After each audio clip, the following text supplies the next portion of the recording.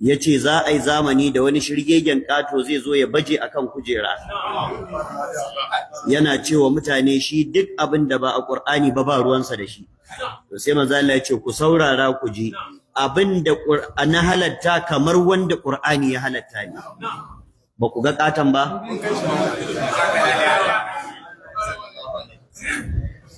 Dangane da sunna kuwa manzo Allah sallallahu alaihi wasallama kamar yadda yazo a hadisin Bukhari hadisin Anas ya rasu rigarsa ta yaki tana jingina a hannun wani bayahude sakamakon wasu kwanuka na abinci da ya karba dan ya ciyar da iyalinsa sallallahu alaihi wa alihi wa sallam. To kaga wannan ya nuna sunna ma ta tabbatar da jingina kuma a halin zaman gida ba a halin tafiya ba.